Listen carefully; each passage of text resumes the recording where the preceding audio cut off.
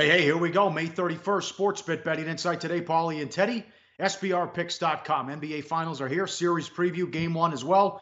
Straight ahead, some great numbers, and we'll go over props and some tweets and some big bets here in Las Vegas and MVP odds as well. And you won't believe the LeBron James props. Team previews continue. Jacksonville Jaguars, great story last year. Well, maybe one play away from going to the Super Bowl, so we'll touch on them today. Turn on the shot clock as well. We'll get bad beats, bad bets. Bad for the books out of the way here. Tough beat. Under first five, Yankees Astros, 1-0 top of the fifth. 2 on, guy on first. Home run for the Astros. And then 2 outs, guy on first for the Yankees. Walk, base hit. Sanchez with a base hit. He'd been in an 0 for 19 slump or 0 for 21 slump as well. That goes over 3-2. That was a tough beat if he had the under. And the Marlins, plus $1.15. 2-1 in the bottom of the ninth. They blow it. Shenanigans there in the bottom half. The Friars win 3-2. They are now 0-12 when Urena starts. Yeah, and it wasn't his fault. But let's start with the Yankees and the Astros. That first five. When you shorten your betting window, all right, you're going to have bad beats in full games. When you make a full game, a half game wager, guess what? The line is likely to be tighter because there's less time for it to get away from that line. So what you're going to see is more tough beats, bad beats, et cetera, when it comes to half lines, let alone the first inning or first quarter or that kind of stuff, where you're even shortening the time frame further. Yeah, brutal beat if you had the under first five, with 2 outs in the top of the fifth and 2 outs in the bottom of the fifth and no rallies going, and then all of a sudden rallies in both those innings. But those type of beats can and will happen. Hopefully, you'll be on the right side of as many of them as you are the wrong side. When it comes to the Marlins, I mean, did you see the play they lost on? They're trying to get the ball in the air so they don't get the double play. And instead, double play, oops, infield single, oops, bad throw, oops, 2-run score. What a way to lose between two teams, the Marlins and the Padres, that rank dead last, 14th and 15th in the NL. And OPS, runs were a problem. The last 2 runs came to spoil Miami bettors' evening. Really rough ending for that ball game. Bet on streaks. Always bet on streaks. They can't lose every start Urena makes. Yes, they can. Yes, that sucker get up there to 17-18. It's 0-12 so far. One steam move that didn't get there. Seattle 230 up to 280. Bullpen blows it again. A 4 spot in the 7th after Paxton went out. Bad for the books. All the moves got there. Heavy steam. St. Louis, Milwaukee under 9 down to 8.5, 3-2 final. And the Mets from 170 down to 140. They won 4-1. Should have swept the series. Only got a split in Atlanta. Yeah, and they really should have. They were in position to win each of the last 3 games. Got 2 of them. But the markets all over New York, all over that St. Louis under. They're all over the Dodgers yesterday as well. LA bet from minus 165 up to minus $2. 8-2 blowout over the Phillies. And oh, by the way, that Dodger team that we wrote off, well, Clayton Kershaw is coming off the DL to start today. And Tampa Bay, another popular choice among wise guy bettors yesterday. And boy, that was a right side. Oakland gets shut out for the first 6 innings. They commit errors. The A's were ugly last night. Tampa plus 160 down to plus 125. Oakland cannot hit. Tampa gets the money at the big underdog price. Not a good result for the bookmakers. All right, and the Yankees, 165 up to $2. Severino again, 5-3 winner. He's the number 1 pitcher in ROI. I think they're 11-1 when he starts, something like that. And they also continue to cover run lines for him. Yeah, I mean, look, Severino is I would call him the number 1 wise guy pitcher in baseball right now. He's someone that we talked about all year last year. Watch out for Severino. Look at the advanced metrics. The ground ball rate is there. The strikeout rate is there. And they're both truly elite numbers. Those are the stats that attract wise guy attention. Severino's been getting that wise guy attention. And guess what? He's still winning. The Yankees still winning behind him. Bad result for the books with the Bronx Bombers win over the Astros last night. I'm at Real Sports Bet. He's at Teddy_Covers, who always tweet the show, usually about 11:30 Pacific. So follow us on Twitter as well. Here we go. NBA Finals Game 1 tonight. Good God. Golden State's 12.5, 214.5 the total. Iguodala's out. As we tape, we still don't know the status of Love. Lou doesn't either. Series price, minus 1,000 for Golden State. Take back on Cleveland plus 650. Some big bets here in town. May 7th, the guy walked into a William Hill and bet $475,000 on the Warriors to win the title at minus 190. May 25th, the bettor put $40,000 on the Cavs at 12-1 to win the title. At the South Point last week, a guy put $25,000 on the Cavs at 18 and 15-1 to win the title. And at the Westgate, Golden State winning the West was a horrible result. It's a good result if they win the title. How about this, Steady, that these games just picked the winner in the last 3 years between these teams, and that's the team that covers the ATS. Yeah. I mean, it's been real simple. Forget the points. These teams have met in the finals each of the last 3 years, and you're going to see every game over the last 3 seasons. All 3 series, we're going to flash them up on the screen and take a look at those graphics. The only team in all 3 series to win and not cover was Golden State in the finale last year. They were laying 9.5 at the close against Cleveland. They won by only 9. That's it. The other 17 games, the straight-up winner was the ATS winner. And when you look at the series, look, number one, Cavs haven't covered a game 1 yet. They did in the first series. They took game 1 to OT and then lost in OT. Last year, lost by 15 in the first round. The year before, last year lost by 20. The year before, a loss by 15 in game 1. So there's been no success for Cleveland at the top of the series. But we're also, if you look through all of these game logs, you only see the Cavs favored 3 times. They've been dogs in every other game between these 2 squads in the finals over the last 2 years. And that was the 3 home games in 2016, the year they won the title. They were laying -2, -2.5 in those 3 home contests. That's it. Every other time Golden State's been favored. But from a value standpoint, the Warriors have never been double-digit chalk in the finals against Golden State. And, the highest point spread was that 9.5 that we've seen. So we're seeing a point spread this year that is out of whack with where it's been in recent seasons between these 2 teams, which is telling us the markets are either saying the Warriors are way better than they've been in recent years, or the Cavs are way worse. I'm not sure I buy either argument, Pauly. I really don't. Well, LeBron has won twice as a dog. He did it a couple of years ago when it was plus $1.80, and then I still can't believe this. In 2012, they were underdogs against the Thunder and 1-5, no problem. But there's some good numbers here, and ESPN had a good breakdown why it's a complete mismatch when you look at this. I think 2001 was a bigger mismatch with the Lakers against the Sixers, and the Sixers won game 1, and then that was it. That Laker team, that was the only playoff game they lost that year when Iverson hit the 3 and stepped over Lou. But due in large part to their success in close games, the Cavs plus 0.9 point differential in the regular season was the worst for a team that reached the finals since the 80-81 Rockets, and the 3rd lowest among the group since the merger. Golden State's point differential was 5 points per game better than Cleveland's during the regular season, 5th largest gap since 1984. When you look at this, even with Iguodala out, a team that had to go 7 with Indiana and 7 with Boston with their 2 best players out, and now you're taking on a team that beat you in 5 last year, and you got worse. It's a total mismatch. And when you also look at net rating and points, according to ESPN, largest finals mismatch, they say Lakers, Sixers 01, Bulls, Sonics in 96, and then based on net rating, Golden State and Cleveland this year. Well, I mean, again, one more graphic to show. We have so many of them that we set up for this preview. But look at the series prices for LeBron's teams in the NBA Finals.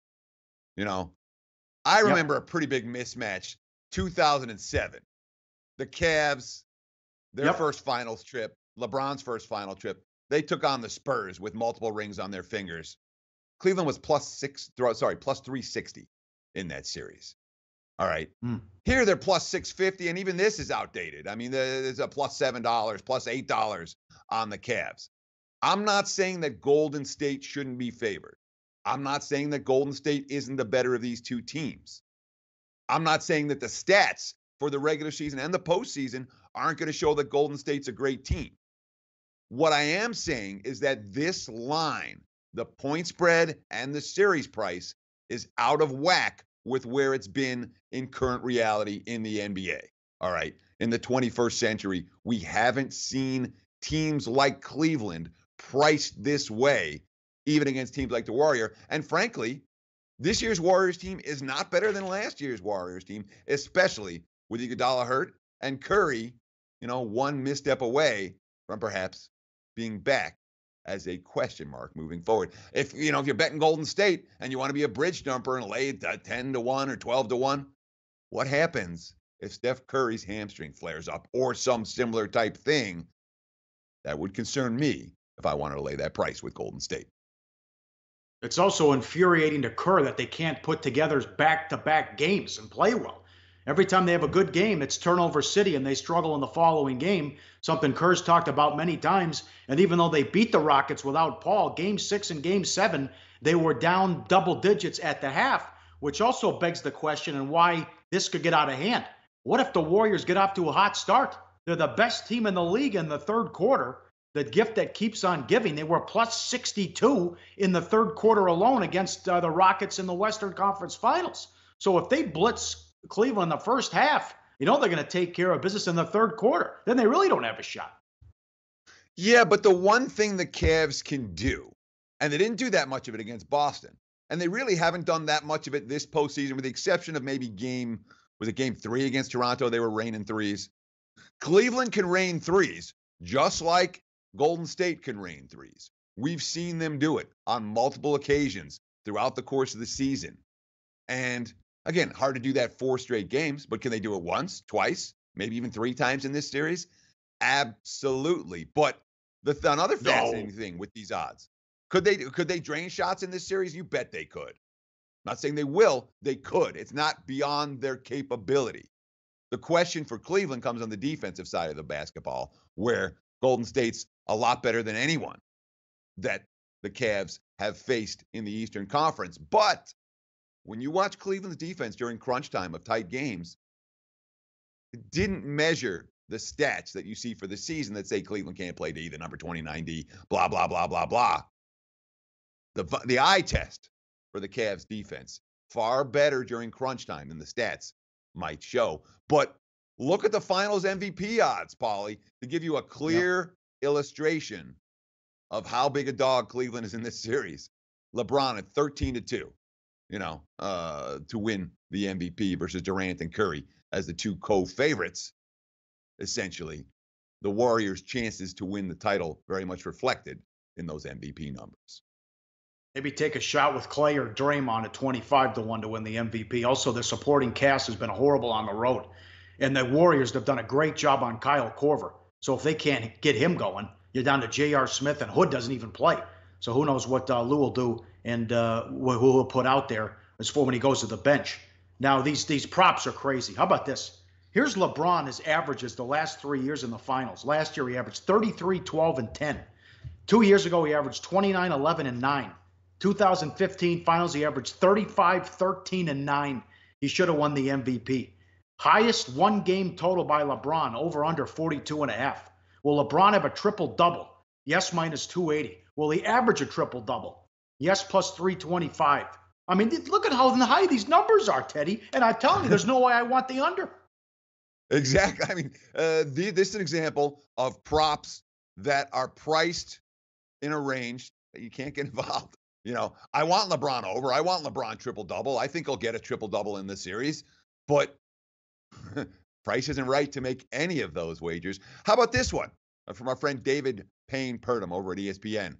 The LV Superbook has taken 8 bets on the Cavs to win in a sweep at 300-1 per at Sportsbook Randy. What do you think? 300-1, is that fair odds on Cleveland to sweep this series? No. 1,000. No way. 1,000, 2,000. They'll bet anything. They'll bet anything when the price is right. 300. I mean, you want to talk about the stars would have to align. Look, think what would have to happen for them to sweep them. If we're talking about the sweep, just to win both games on the road to start. You're right. It would have to be 2 injuries, and guys would have to get in foul trouble, and LeBron would have to go off. That's crazy. Plus, you're barely better off just rolling it over because they're going to be a 12-point dog in the first 2 games. And then I talked to a guy from the Westgate the other day. He makes Golden State 5 or 6 on the road in Cleveland. Sure. I mean, think Golden State was -6 at Houston without Chris Paul. Yep. I think the Cavs Yep. and the Rockets sans Paul will be power rated fairly similarly. But of course, it depends. If the Warriors go to Cleveland up 2-0, I think that price will be a little bit shorter. If it's 1-1 or the Cavs are up 2-0, well, then I would 6 at a minimum in that game, maybe even higher. Couple more props. Average points per game for LeBron, 34.5. Rebounds, 10.5. I think it's a great bet too. Well, this is interesting. Will any player be suspended? Yes, 7-1. Will there be an ejection? Yes, plus 250. You can lay 350 or 370 offshore. Golden State minus 2 games. The only way you lose is if they lose the series or they win in 7. I mean, I think that's a great bet too. You don't want to lay that sick price. I don't blame you. But if you want to lay 350, lay the minus 2 games with Golden State minus 350. I think that's a way to go. Yeah, I mean, at this price, I can only look at the Cleveland side. I can only look at the Cleveland side for game 1. I can only look at the Cleveland side for the series. But it's not a bet I'm thrilled about. I know how good the Warriors are. They are better than the Cavs. There are issues in Cleveland, but from a pure value standpoint, in my mind, I mean, the headlines everywhere. Biggest finals mismatch in history. I'm not seeing that. I think Cleveland will be competitive at times in this series. And I think from a value standpoint, the Cavs are the only way I can look, even though I don't expect them to win. They might. Yeah, I'll say second biggest. With the Lakers in 0-1 against the Sixers. This should be over in 5. It's a total mismatch on paper as far as I'm concerned. The only team that can beat the Warriors are the Warriors when they get sloppy, too much ISO ball and turn it over and get lazy. It's like Draymond Green said at halftime of Game 7. Hey, we're only down 11. We can make that up in 2 minutes. That's the kind of thing that can get you beat. But you saw what they did against the Rockets when they can run you out, and they had a 40-point win in Game 3 as well. I believe this is the worst roster for a team to make the finals since the 07 Cavs. I think this team's terrible as far as roster-wise. And there are guys at the Westgate wanted to make the series price higher as well, but they couldn't do it. All right, chat, what do we got? Hey, they're asking us about the graphics. So when we go live, who is it? Will Chelichek, I love it, is asking about live, the graphics live. When we're recording live, they only have the lower thirds.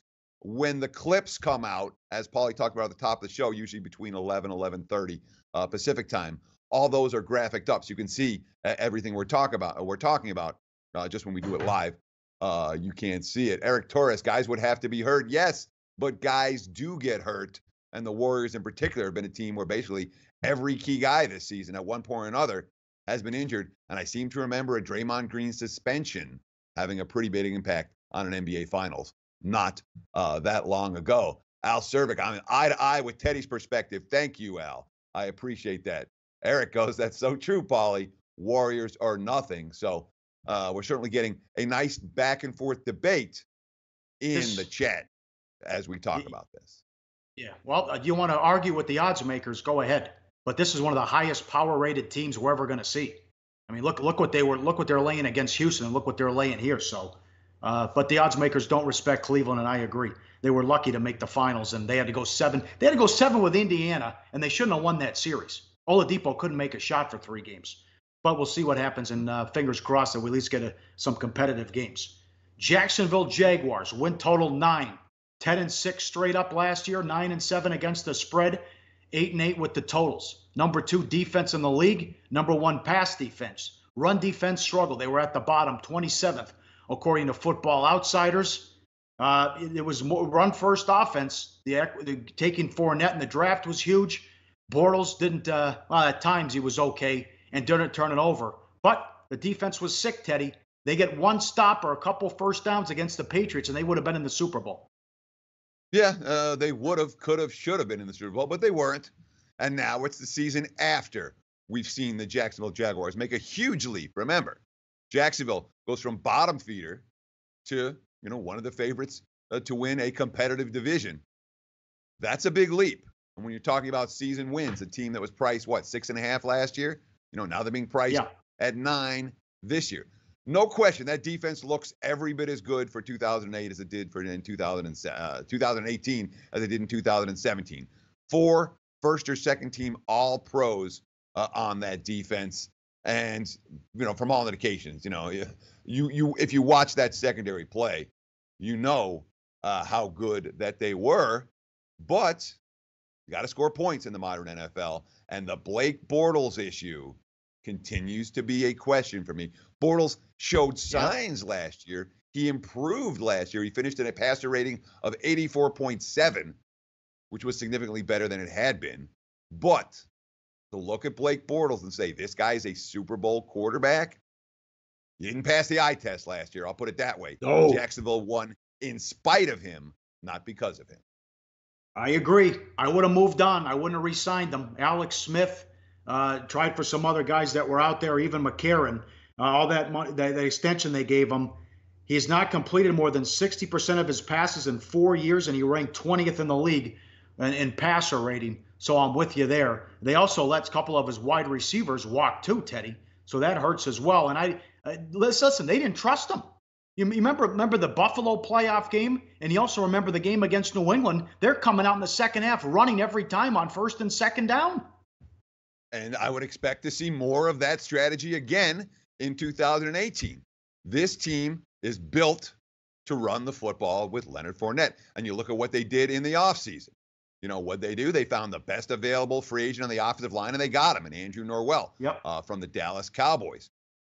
Shored up the tight end position. Tight end has been an area of weakness, both in terms of blocking and production. Austin Seferian-Jenkins and Niles Paul coming in at tight end.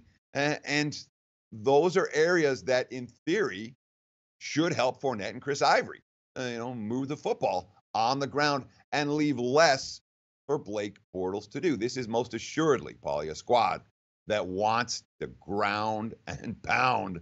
They do not want to be chucking the football around. And, when you look at what they did in the draft, where two of their top three on the defense side of the football, Tavian Bryan, the defensive tackle out of Florida, a nice first-round addition. And then the safety, Ronnie Harrison, Alabama, helping that secondary get even better. The defense is loaded. The offensive line looks good or should be better. But there's always, as long as I watch the Jags, there's going to be this Blake Bortles factor. And until he passes an eye test or 2 or 3 or 5, we're going to have an asterisk and concerns about Jacksonville's ability to win against opposing defenses that are as good as they are. Yeah, well, tough division. And now you get Watson back with Houston. They beat Houston last year, week 1. They got Savage to start, and Bill O'Brien, after one half, said that's enough of that, and he punted and put Watson in. So that was ugly. The easier schedule, much easier schedule last year. Tough division, and they play the AFC East and the NFC East, 2 extra games at Kansas City and Pittsburgh at home. Beat Pittsburgh twice last year. What are your thoughts on the schedule? Well, yeah, when you talk about this year compared to last year, the Jags had a really easy schedule. I mean, things broke right for them. On paper, it looked much easier coming into the season, and it worked out that way. This year, compared to last year, it is a good notch or 2 tougher. When you look at the division, again, this is not, a lot of questions still about Indy, but in theory, Indy should be better. Tennessee, playoff caliber team a season ago. Houston, a team that should be a whole lot better than they were 4-12 squad from a season ago. And you look at how that schedule plays out. 3 of their last 4 on the highway, and not the toughest venues, but nonetheless, a team that's going to have to win games in hostile environments and in cold weather in order to reach the postseason. I'm not excited about betting the Jags over 9 wins. If I'm looking at Jacksonville, I can only look under the total, but I'm not excited about the under here. I think 9 is the right number for the Jags in 2018. This team is lined correctly going into the preseason. All right, very good. Time to turn the shot clock on. NBA Finals. Are you excited for this matchup, or are you bored saying the same teams? It's the first time in the major 4 sports that we have the same matchup in the championship 4 years in a row. I'll start. I don't like it. I was pulling for Boston. I would have liked to see Houston get in there. I think this could be a rout again. Golden State took them out in 5 last year, and all 3 games in the Bay Area were blowouts. I think they can name their score, and this could get definitely out of hand when they're playing in the Bay Area.